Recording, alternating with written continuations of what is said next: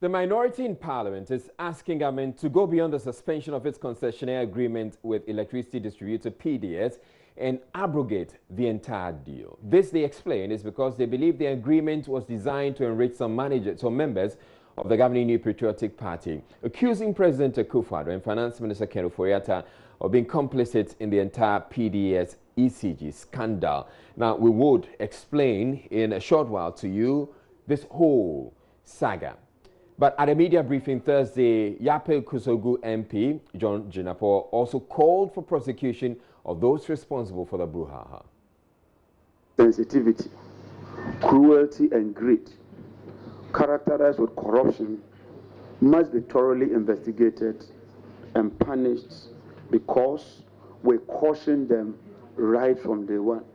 Indeed, this is a clear opportunity for the special prosecutor to move into action, commence action, and do justice to this subject matter. You may recall that a joint memorandum signed by Mr. Boachi Ajakon and Ken Ofori-Atta on the 3rd of July, which was presented to Parliament, we cautioned them. Indeed, during the parliamentary sitting, we detected that most of the companies did not have the technical and financial muscle to steer through the affairs as far as the concession was concerned. Even more disturbing was the fact that we detected that some of the companies did not even have offices. Identify, and not only identify, but go ahead to prosecute those responsible for this fraudulent guarantee, as was confirmed by no less a person than the Minister of Energy.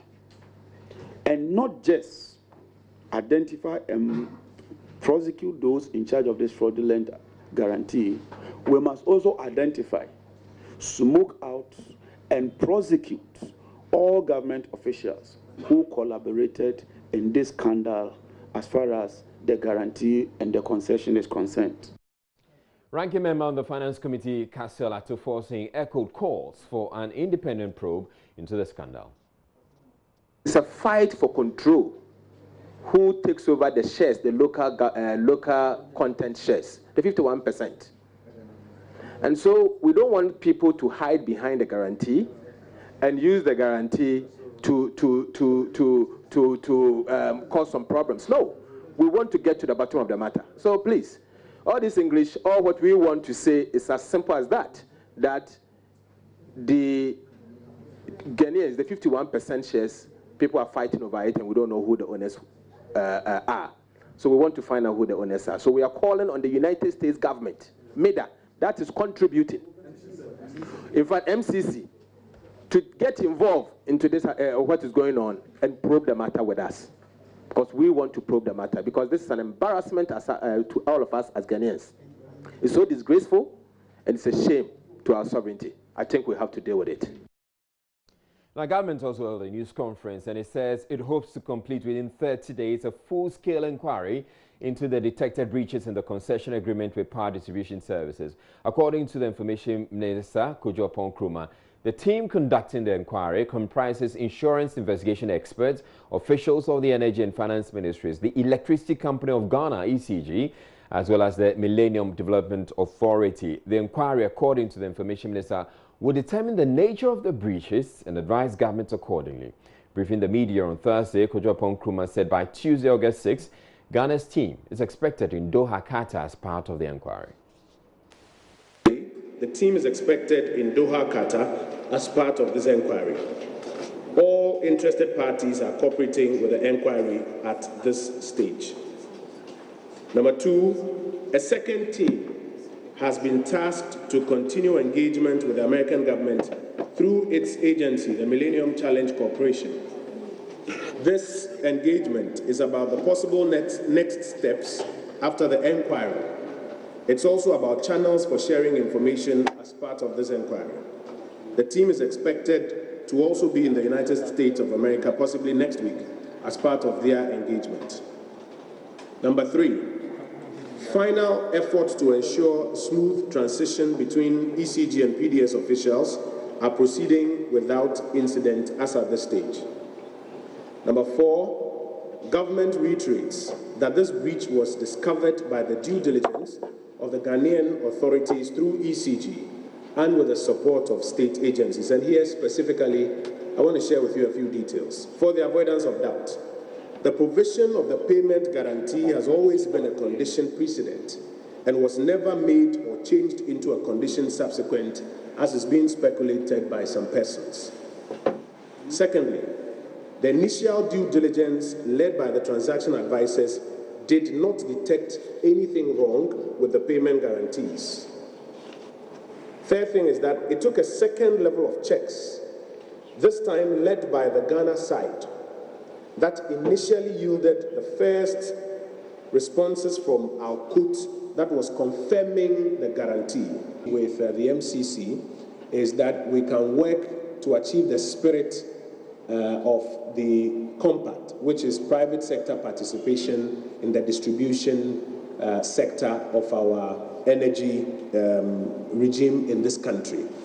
If the investigation or the inquiry suggests, therefore, that it can be rectified, well, we go ahead and we pick the money. It cannot be rectified, maybe a new one is required, you do that. It cannot be rectified, a new concessionaire is required, you do that. So it's all at large at this stage.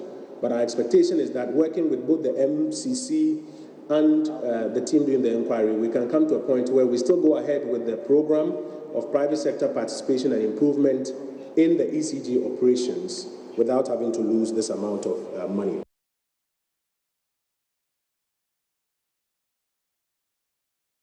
Right, joining me in studio right now is Raymond Aqua, and we are tonight going to unravel it all for you, because it gets complicated at a point and you're wondering what exactly are we talking about and why are we where we are now. Now, tonight we have the documents to back it, to explain it all to you, and some infographics as well. Raymond, thank you very much. So I would want us to go over the issue because we have fresh information, yes. Information that we didn't have 12 hours ago or 24 hours ago when we did our first briefing. Yes. So take us through it. So what really has happened is that on March 1st, we gave it to PDS. The constitution came into effect prior to March 1st. There are some arrangements that happened, but on June 24, 2019, Electricity Company of Ghana, that was also the one that was giving part of it to what they call PDS, wrote to the people that PDS finally got the demand guarantees from to come and give to government. They wrote to them, that is Alcoot. Alcoot is an insurance company. They wrote to them and said, this reinsurance arrangement you have with us, please, can you guarantee us and insist that they ask specific questions? One, they want copies of the statutes and shareholder agreements between Alcoot and also the individual who represented Alcoot. Now we know his name. This individual that we've been discussing and telling you that he signed somebody's signature, he's the one who forged documents, who is the fraudulent person in all of this. This individual's name is Yahaya Al-Nouri. All right. At this point, let's hold it. Let's go onto the video wall, and then you explain, use what we have on the video wall to explain to us exactly what took place. So now, this institution, MIDA, is the one in charge of the entire Millennium Challenge account in Ghana, the entire plan. Now, MIDA, they supervise the whole concession. Entire engagement is under their supervision. PDS is the body that was managing until recently they were suspended. Right. That was managing the private sector participant in ECG is PDS. Now, PDS went to, they needed the guarantees. What is this guarantee about? Okay, specifically, as they are going to engage ECG that has huge assets, it's virtual insurance. They are going to put this on over 350 million. So they need specifically insurance for the 350 million. So you have to pay premium, like the way we pay the premium for your health insurance, any form of insurance. Because the ECG assets are huge. Here in Ghana, they couldn't get anybody that would directly put money into it. But they, PDS, went first and foremost to Car Bank. All right. Then when they went to Car Bank... Let me hold you back a bit. So the insurance that you're talking about... Yes. The effect of it is that should anything go wrong, yes, government can fall on the amount of money in this and get paid for it. That's the point. So they went to Car Bank and said, Car Bank, can you get us this money? Can you help us with the guarantees? Then Car Bank said, no problem. I have some other groupie I can work with to get it for you. Car Bank went to Dunwall Insurance. Then Dunwall Insurance went to Joe Australia. This grouping is in Jordan. The Jordan grouping was the one that secured for us some form of, it was the broker. It got Dunwall in connection with all these institutions called Al-Quds. This is where the demand guarantees came from. Now, when the demand guarantees came, this gentleman was the one who actually signed this gentleman's signature. This gentleman gave us. Yahya Al-Nouri. The Al-Nouri guy. He's the one that actually used the signature of the Osman Hag Musa. Osman Hag Musa. And Osman Hag Musa and Yahya Al-Nouri both work for Al-Quds. One is the boss of the other. This gentleman here actually is the one that the brokerage firm Joe Australia contacted. And dealt with. Now, ECG, seeking to do due diligence, wrote to Al-Quds, and this gentleman more importantly, and asked him a simple question. Please, do you know him? Does he represent you? Is our demand guarantees valid? That's the question he asked the man. Now, this gentleman wrote back to ECG. To ECG and told ECG that, no, we don't. We know him as an individual who works with us, but he's not qualified to be the one signing documents of this sort. Indeed, the kind of request you are giving us, we don't even do that. This is the July 16 popular letter that we are talking about in this case. Now, when that happened, then there was a problem. That is why on the 28th of July, government called. So we know that MIDA was in the meeting. We know PDS was in the meeting. Car Bank was in the meeting. Dunwall Insurance was in the meeting. No representative for Al-Quds or Joe Australia was in that meeting. The Ministry of Finance and the Ministry of Energy were in that meeting. What they did in that meeting is pretty simple, seeking to find a way out. 2 days after that, that's when we were told that they have finally suspended the, what they call it, the concessionaire agreement with them. But understand this properly. PDS paid, and we have documentation to suggest that in February, and that which documentation we have here? Yes. All right. In February, we have documentation to suggest that in February of this year, PDS paid $8 million first tranche. Yes. Then after they had executed and become concessionaires in May, on the 30th of May, PDS then paid a 4.28 added to this, all being the amount of money that was required as premium. You know, we've discussed that you have to pay premium to Al-Quds before Al-Quds will issue the demand to you. Yeah. Now, we know for a fact that PDS paid the money to Car Bank. What we don't have documentation to cover is whether or not Car Bank paid the money to Dunwall, and Dunwall paid the money to its broker, and the broker firm also paid the money finally to Al-Quds. Right. But we know that not long ago, just yesterday, this gentleman that we've been dealing with, Osman Hag Musa, wrote straight to the Joe Australia brokers, which are acting on behalf of Dunwall, Dunwall acting on behalf of Car Bank, and Car Bank acting on behalf of PDS. They wrote to them and told them, the Joe Australia people, that because you have not paid us, we have cancelled your arrangements with us. Arrangements being the demand guarantees that we are talking about in this case. So that's why it gets murky. But hold it. If you have cancelled an arrangement, it means that an arrangement existed. It should exist in the first place, yes, of course. So does it mean that there was actually something that was only cancelled, as you said, 31st July? Yes, that's yesterday. Now, let's be clear. The same individual had written to ECG telling them that we don't do the kind of job that you are talking about. The man you are dealing with works for us, but that gentleman cannot do the job that you asked him to do because he's not mandated to do so. He signed my signature. Check from your documents. This is not my appropriate signature. So he is misrepresenting us. That's where the energy minister got the word fraud, forgery, and all of those things that he's been saying from. So indeed, our Al-Quds representative, the bigger boss, said he's not able to represent you. So you need to make sure you do the right grouping. What we didn't know was what happened between June the 16th and July 16th, and just yesterday. For there to be a change for, we couldn't do it. We don't have it, and we can't be cancelled it. So we cancelled it because you have not paid us this amount of money that we have evidence suggests that it has moved from PDS to Car Bank. That is what's unclear. How did we get the evidence that this money had moved from PDS to Car Bank? So we have letters, 2 of them. The first letter was written by Car Bank to MIDA. And we have said MIDA supervises the entire process.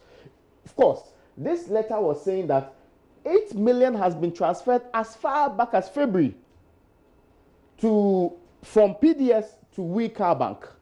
We are telling you that, and this is in connection with the demand guarantees that are supposed to be given them. Right. The other point they raised in this is that on the 30th of May, a second letter, and let's be clear, this is prior to and after. March 1st is when the concession agreement came into being. Some 2 months later, Car Bank wrote and said the rest of the money, the 4.28, has also been transferred into our account. And they wrote to PDS and told the PDS, you see evidence of the transfer. We've already taken the money from your account, so there's a difference in there. So this is how different the situation is.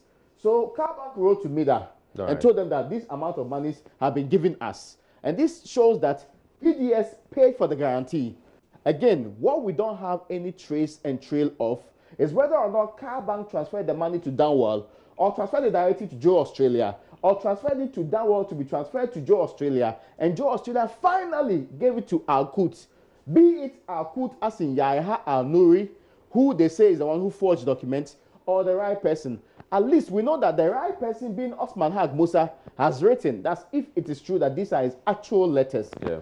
If it is true, he has written to ECG first, and has also written to Joe Australia too, to first tell ECG we don't do this on July 16th. But this was after ECG had written to Alkut. Yes, ECG was the first to have made the inquiry on June 24th. I'm curious, why would ECG, or what prompted ECG to want to write that letter?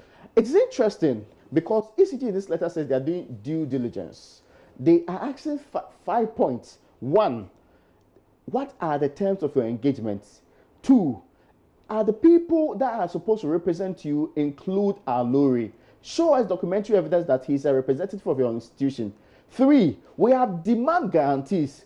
Verify, certify, and give us evidence to say that we can actually use them. Then the other question to ask was, we should be authorized to also send information to you directly using these demand guarantees. All right. Now, this due diligence that ECG sought to do, if it had been done probably before the takeover of PDS, they would have had this information, and we probably wouldn't have found ourselves in this because the takeover of PDS, and consistently PDS has reiterated, so the PDS first write-up, it talks about having a deal with ECG first, and 2 with the Ministry of Finance. So ECG is more like a partner to PDS in this matter. If it had been done prior to the March 1st event, at least they should know. But it was in March that the incident happened. In the month of March, then we went to April, May, and June.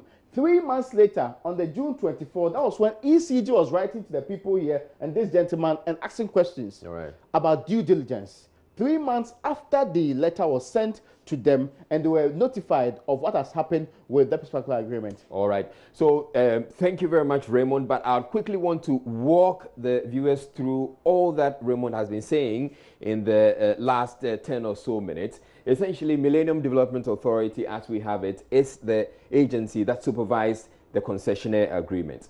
Now, they dealt with PDS.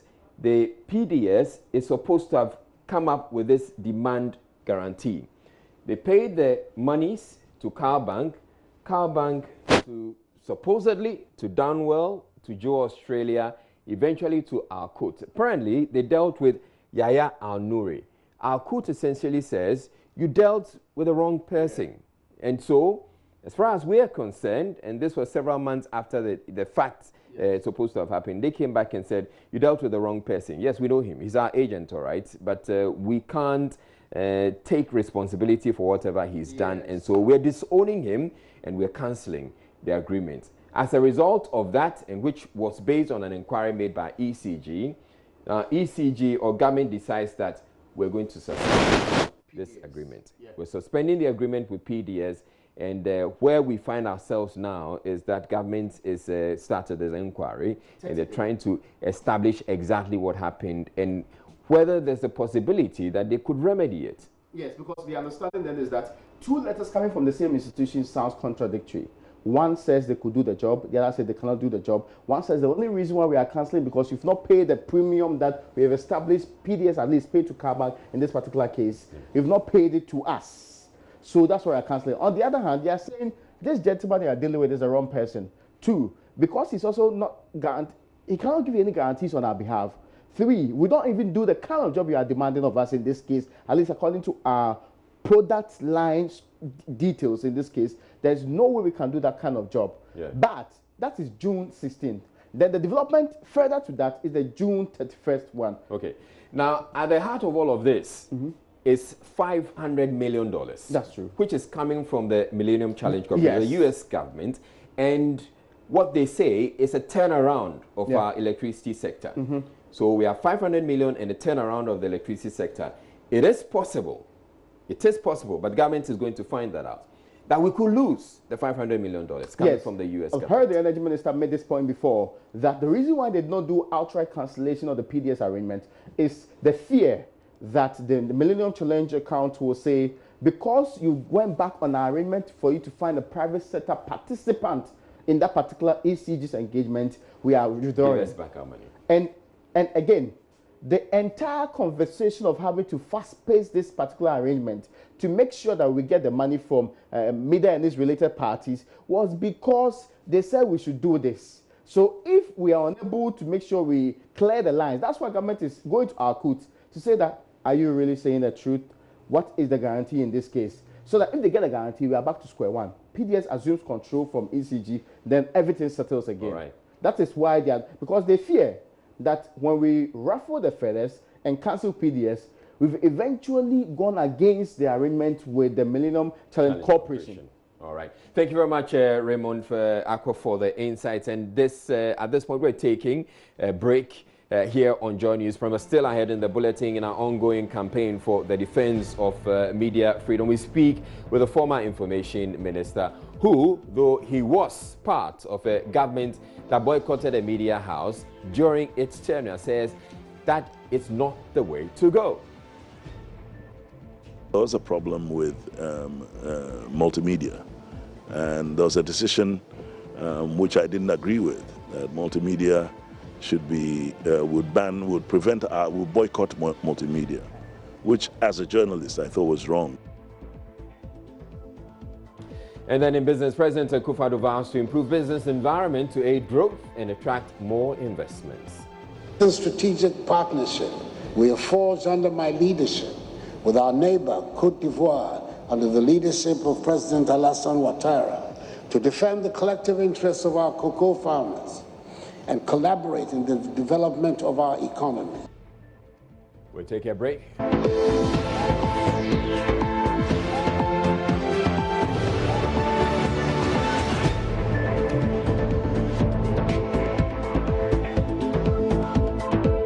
It's common knowledge that in some democracies, governments have a love-hate relationship with the media. Whilst public officials seek good press from the media, journalists also tend to exploit their connections to those in power for information, whilst their media houses also rely on government for business to sustain the operations. As a result of this relationship, some governments often resort to boycotting media houses as a way of punishing them. One person who knows this all too well is journalist and former information minister Fritz Boafo. As we continue our campaign for media freedom, he tells Joy News editor Araba Kumsing, boycotting media houses is not the way to go. Had a dichotomous relationship. The government wanted the ministry to defend the actions of maybe the president or the party and all that. So we had to resolve that kind of issue. And then again, there were a lot of people who thought that they had an in into determining the work of the minister. And so we had people working in the presidency who may come out with comments that could be at odds with what maybe I would say, you know, the ministries and things like that. And so it was one of the biggest challenges. And then we also had a love-hate relationship with some of the independent radio stations and independent press in terms of the newspapers. And I think saying love-hate relationships. Can you be more specific? Was it the case that they were being irresponsible in their reportage, or just no.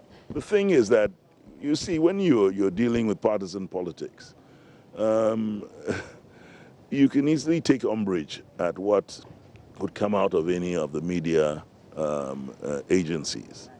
And for example, there was a problem with multimedia, and there was a decision which I didn't agree with, that multimedia should be would boycott multimedia, which as a journalist I thought was wrong. I don't think that government should ever boycott a particular radio station, however negative they are in terms of their relationship with the government.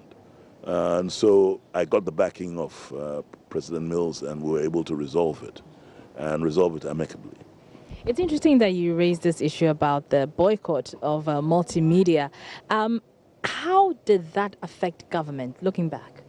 Well, naturally, you know, my political party is a progressive party, and progressives do not do the natural things, all right?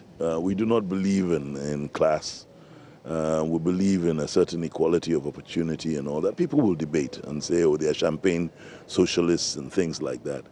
But the thing is that it makes us sometimes very wary of the established order.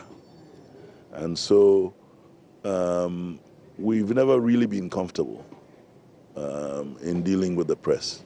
And we haven't created the enabling environment for us to deal with them. You know, and that is why the conservatives in our society seem to have more of a shrift when it comes to the press. All right. I mean, I look at the press today and I see things that are happening that did not happen in our time and are more horrendous than our days. Things such as what? Well, I mean, you've got a problem with the killing of journalists. You've got journalists being arrested. You've got the gagging of opinions and all that. Yes, I mean, to a certain extent, they've always happened, but this is even worse. And even with the little contretemps we used to have, the press would jump on us. Right now, the press are a little bit guarded when dealing with the fact that the conservatives are in power. And they made so much noise when the conservatives were out of power that right now they are hidebound, because then they would go against themselves. Deputy Commissioner of Immigration in charge of operations, Isaac Oklu-Luote, says Ghana is now operating a 24-hour service at the various borders across the country. Speaking during an advocacy and sensitization campaign for free movement and migration in Accra, Mr. Luote mentioned that their men are well equipped and ready to deal with any criminal activities at the borders.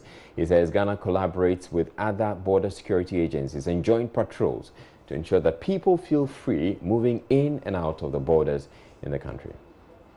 The two-day workshop organized by the ECOWAS Commission and the International Organization for Migration seeks to help people appreciate the ECOWAS protocol relating to free movement of persons, residents and establishments, together with its supplementary protocols, as well as issues relating to the ECOWAS National Biometric Identity Card.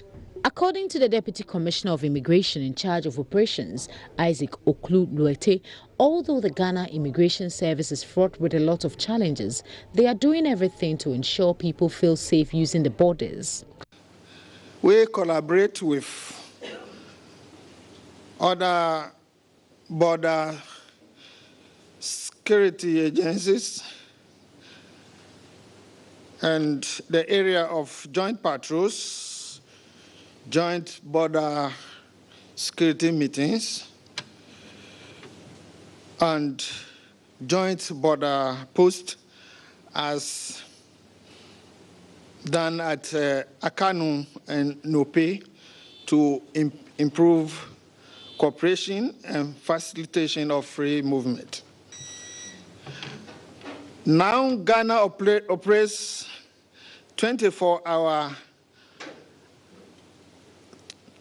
of persons entering and exit through our borders 24 hours.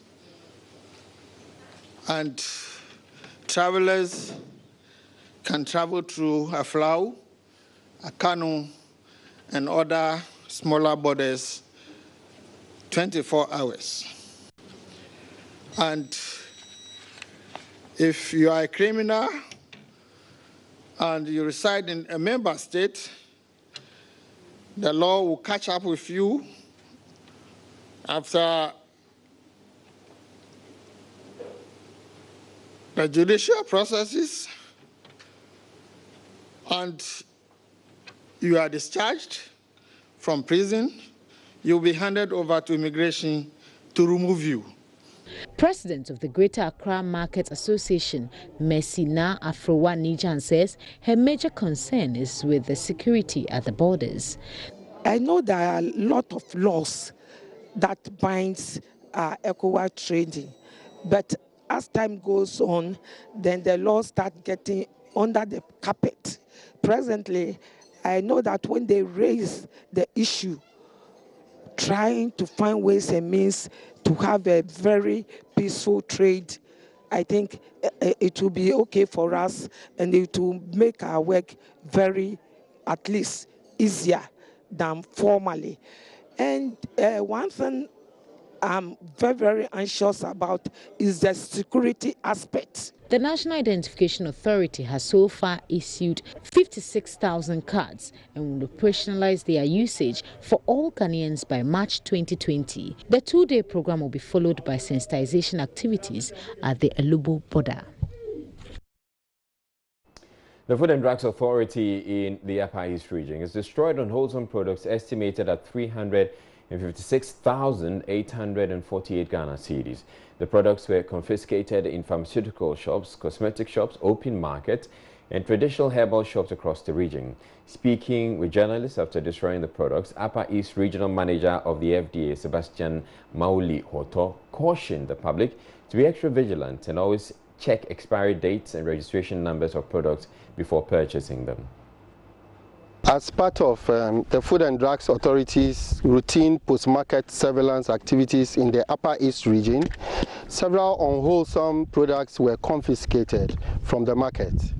These include food products, pharmaceutical products, cosmetics, herbal medicines, food supplements, household chemicals, and many other regulated products.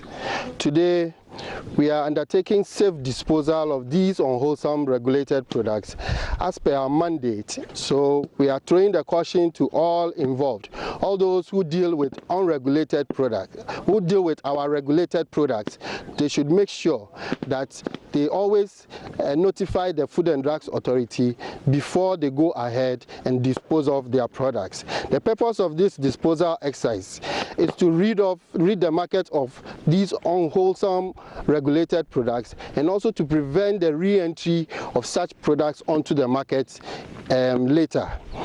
The products being disposed today were seized from provision shops, pharmacies, over-the-counter chemical sellers shops, and warehouses, herbal clinics, cosmetic shops, and the open market across the Upper East region.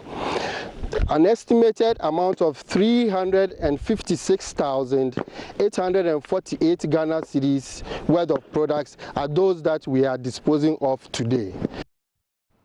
Now, 2 weeks ago, the multimedia group started a campaign to get the bad roads at Lekma fixed. After a series of stories were aired, government gave the project to a new contractor. My Online editor Malik Dabu visited the area on Thursday morning and reports work is progressing steadily.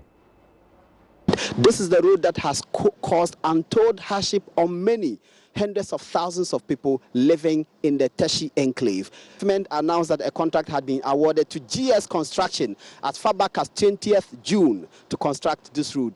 My information is that 1 kilometer out of the 7.5 kilometer road have been done. I have two residents here who I have conversations with, Jennifer Obeng and Nana Kwame. They live on both sides of the road. Each of them will be telling us what they feel about the rate of work going on and what their expectations are. Jennifer, let me start with you. You live here. How do you feel that construction has started on the road? Oh, for now I feel great because while they have started it, we think they will finish it for us. What's your assessment of the rate of work being done so far? Well, we are expecting them to finish fast because the dust here is too much for us. About that, how much pain is that causing you? Oh, for the dust, it's causing much because walking on the road, even in the house, the dust is too much and it's causing so harm to some of us. Let me talk to Nana Kwame. Nana Kwame, you live around here. What do you see happening on this road? Well, in terms of dust, it becomes a pain hanging white clothes or white shirts outside. White things have to be always hanged inside because of the dust. And in terms of our cars too, you plying this route with a car, you'd always have to be visiting the shop. It's a bit of a drag. Now it's being constructed. What do you think? I'm happy it's being constructed, but I expected, since the whole noise was about the Lekma hospital and they are facing much problem there with their machines, I expected work to be started there. Though I'm happy it was started just by my residents. I would have been much glad if it had been started on the Lekma hospital side of the road. What's your assessment of the rate of work? So far it's gradual, but it's not being as I expected it to be. It's not as fast as I expected it to be, but it's gradual. We'll take it that way. There was, should I call it a hole? I mean, that was filled by very porous materials. I mean, contractors doing something, they come and pour it in until they've filled up. And then I'm wondering whether the same contractor is doing the work or they are using a different contractor. It's a different contractor. So whether the engineers or from roads and highways are involved in this work, because if they know that portion of the road is not good, it becomes waterlogged anytime it rains. So if you use porous materials in there, and then you are selling it with these ones, and then to add it up with there, that means that the base is not good enough. So you should probably have builders in there to support it before you add whatever you are building there. And to me, I'm not excited until I see a finished work.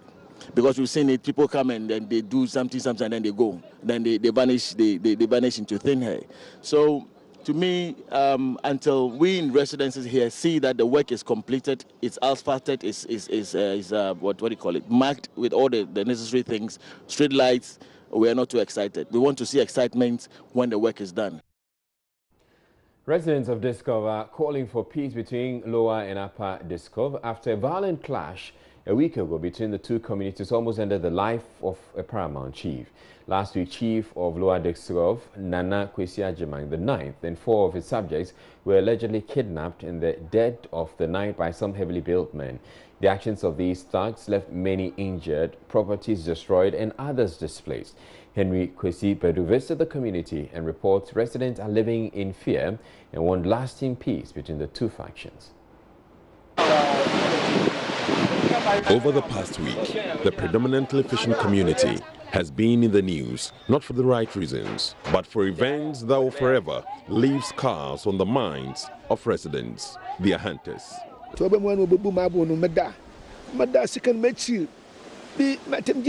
Life in this community is yet to return to normal, days after the disturbances. Canoes have been destroyed, homes razed, and vehicles vandalized. Around those close to the Lower Diskov Palace are remnants of the violent clash. Some shops were also looted. In the heat of the disturbances, my shop was ransacked. The thugs stole my goods, and I've since reported to the police. There is tension in the community with heavy police presence in both the Lower and Upper Diskovs. Most men have fled the town. Cecilia Kofi and Mamin Ketiaba are residents. We are scared. They chased us. I fled to a nearby village, Buzia. I sell porridge, and my table was destroyed. My children and I have sought refuge in a friend's house.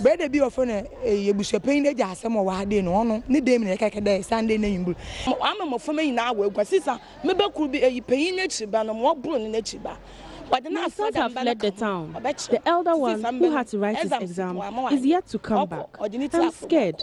My door is always locked.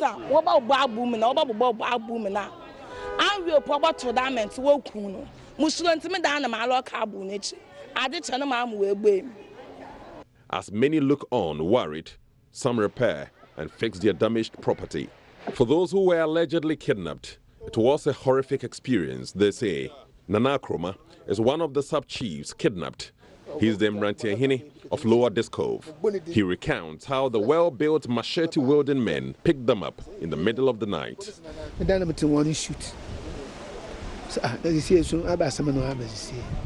fact, the bed is shaky.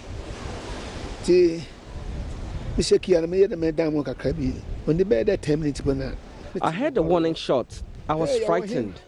I overheard someone shout and ask where I was. They broke into the palace. And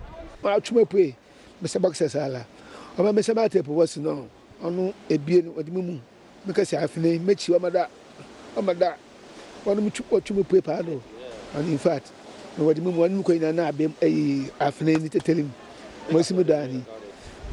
I pool, or Mamma's own watch, I don't call. But she could do on a man petty.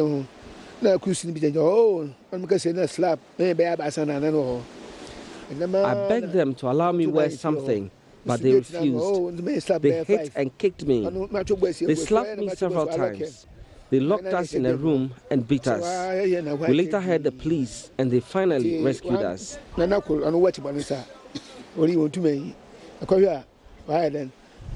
Yes, I'm alarmed. Two. Yeah, a piano, Westing up, I won't wear in a way now. I piano. Two over bed, trim. Now, police cars, 3 and 4. I took to the winner. Nana come go here. Police car. Now, as a home, residents of both the upper and lower discourse say peace is a priority as the proposed sword cutting for the construction of a fishing harbour at Turum is in limbo. Chiami Hene Stephen Kwabena and Nana Kofi Basao are both elders in the Discove area. Or your upper Discove or your lower Discove. We need peace here. We are one people. Most of the youth have fled, and the town is fast turning into a ghost town.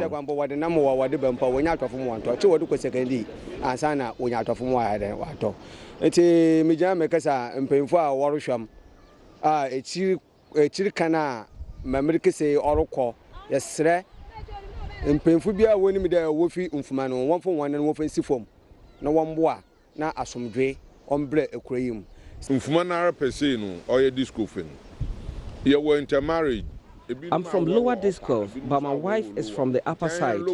Many people have done the same, so we need peace.